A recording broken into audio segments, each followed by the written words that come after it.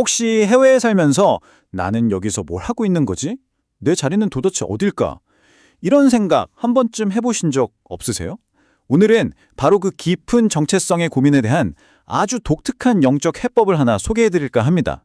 이 모든 이야기의 시작은요, 태국에서 외국인 남편과 함께 살던 한국인 아내분들이 모여서 던진 바로 이 질문이었다고 해요. 우리는 대체 어디에 정착해야 합니까? 그러니까 내가 사는 이 나라에도 완전히 속하지 못하는 것 같고, 그렇다고 한국으로 돌아가자니 너무 변해버려서 내 자리가 없는 것 같고, 바로 이 붕 뜬 느낌. 여기서부터 오늘 이야기가 시작됩니다. 자, 그래서 오늘 이야기는 이렇게 진행됩니다. 처음엔 방황하는 이주민이라는 개인적인 문제에서 시작해서요. 두 가지 삶, 그리고 별이 된다는 것, 의로운 지도자, 마지막엔 한국의 우주적 사명이라는 어마어마한 스케일까지 한번 차근차근 따라가 보시죠. 자, 그럼 첫 번째, 방황하는 이주민, 정체성의 위기. 도대체 왜 이런 문제가 생기는 걸까요? 강연자는 그 원인을 아주 흥미롭게 진단하는데요. 자, 생각해보세요. 우리가 해외에 나가서 그 나라의 도움으로 자리를 잡고 어느 정도 성공을 거뒀어요. 그런데 그 사회가 자, 이제 우리를 위해 뭘 해줄 건가요? 라고 묻는 순간 우리는 이제 한국으로 돌아가야겠다. 이런 생각을 한다는 거죠. 바로 이게 근본적인 실수라는 겁니다. 나를 키워준 땅과의 연결을 스스로 끊어버리는 순간 모든 힘과 목적을 잃고 방황이 시작된다는 거예요. 그렇다면 이 방황을 멈출 방법은 뭘까요? 두 번째 이야기, 바로 삶에 대한 근본적인 선택에 대한 겁니다. 여기서 아주 중요한 개념이 나옵니다. 바로 사적인 삶과 공적인 삶. 말 그대로 나 자신만을 위해 사는 게 사적인 삶이고요. 내가 발딛고 있는 이 사회, 이 공동체를 위해 사는 게 공적인 삶이라는 거죠. 그런데 놀라운 건 뭐냐면 나만을 위해 살면 지혜가 꽉 막혀버리고 반대로 사회를 위해 살려고 마음먹는 순간 지혜가 열리고 하늘이 돕기 시작한다는 겁니다. 강연자는 이런 말을 해요. 그 나라를 위해 살면 지혜가 나올 것이다. 그것이 우리 민족이다. 여기서 우리 민족을 천손, 즉 하늘의 자손이라고 부르거든요. 그러니까 우리는 태생적으로 어디에 있든지 간에 그 공동체에 헌신할 때 진짜 지혜와 능력이 발현되는 그런 특별한 사람들이라는 거죠. 자, 이렇게 공적인 삶을 살기로 마음먹으면 어떻게 될까요? 바로 세 번째 이야기, 별이 된다는 개념으로 넘어갑니다. 근데 여기서 말하는 별이 무슨 연예인 같은 스타가 아니에요.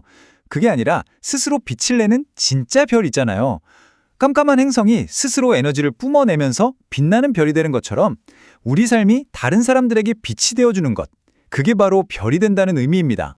그러면서 아주 직설적인 질문을 던져요. 빛나는 별이 될 것인가 아니면 냄새나는 똥별이 될 것인가? 와, 표현이 정말 강렬하죠. 중간은 없다는 거예요.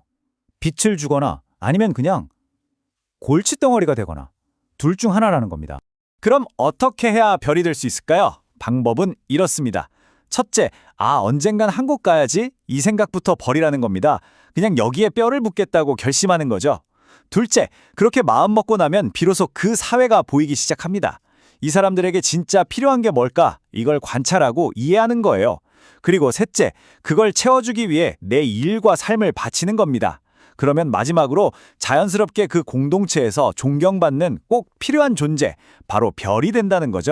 자, 이렇게 개개인이 별이 되는 이야기는요, 이제 정도령이라는 개념을 만나면서 집단적인 차원으로 확 커집니다. 네 번째, 의로운 지도자에 대한 이야기입니다. 원래 정도령 하면 우리가 아는 그 예언 속에 등장하는 세상을 구할 단 한 명의 영웅이잖아요. 그런데 강연자는 이 개념을 완전히 새롭게 해석합니다. 정도령은 한 명이 아니라 올바른 길을 아는 의로운 지도자들, 즉 그룹이라는 거예요. 그리고 그들이 나타나면 새로운 시대가 열린다는 거죠. 그리고 이 정도령의 반대편에 사도령이 있습니다. 차이는 아주 명확해요. 아까 말했던 공적인 삶, 즉 사회를 위해 사는 사람이 바로 정도령, 천사 같은 존재가 되는 거고요. 반대로 사적인 삶, 자기 욕심만 채우는 사람은 사도령, 그러니까 악마 같은 존재가 된다는 겁니다. 삶의 방향이 리더의 종류를 결정하는 거죠. 자, 그런데 여기서 정말 놀라운 주장이 나옵니다. 이정도령의 후보가 누구냐? 바로 한국의 베이비붐 세대, X세대, 그리고 디지털 세대라는 거예요. 이 세대 전체가 별이 될, 즉 정도령이 될 잠재력을 갖고 태어났다는 겁니다. 그런데 왜 세상이 이 모양이냐? 그들이 자기만을 위한 사적인 삶을 살고 있어서 그 빛을 전혀 내지 못하고 있기 때문이라는 거죠. 이야기는 이제 정점을 향해 갑니다. 개인의 선택, 세대의 사명을 넘어 인류 전체의 운명과 연결되는 한국의 우주적 사명. 마지막 5번째 이야기입니다. 강연자에 따르면 우리가 그토록 찾아 헤매던 인류의 고향, 잃어버린 에덴 동산이 바로 한반도라는 겁니다. 그리고 이 한반도가 앞으로 인류의 본부 역할을 하게 될 거라는 건데요. 전 세계에 흩어져서 각자의 자리에서 별이 된 한국인들이 바로 이 본부를 중심으로 연결되어서 앞으로 인류 전체를 이끌어가는 등불이 된다는 정말 거대한 비전이죠. 그런데 여기서 아주 구체적인 숫자가 나와요. 바로 2013년. 원래대로라면 이해부터 전 세계에 흩어져 있던 그 별들이 빛을 내기 시작했어야 한다는 겁니다. 근데 그게 안 됐다는 거죠. 그래서 지금 인류의 시간이 어딘가 꼬여버렸다, 지연되고 있다 이런 주장을 하는 겁니다. 자, 이 시간의 흐름을 정리해보면 이렇습니다. 과거에 한국인들이 전 세계로 흩어져서 그 땅의 자양분을 먹고 자라났습니다. 그리고 2013년, 드디어 이들이 별이 되어 빛을 내야 할 때가 온 거죠. 하지만 현재 그 별들이 빛을 내지 못하고 있어서 세상은 혼돈에 빠져 있습니다.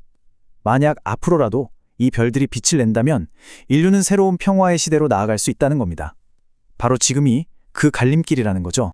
그래서 이 모든 이야기는 결국 마지막 질문으로 이어집니다. 동방의 등불은 언제, 누구에 의해 마침내 밝혀질 것인가? 인류의 운명을 바꿀 이 거대한 빛을 밝힐 책임이 바로 지금 이 순간을 살아가는 우리, 특히 해외에 있는 한 사람 한 사람의 어깨에 달려있다는 그런 도발적인 질문을 던지며 이 강연은 끝이 납니다.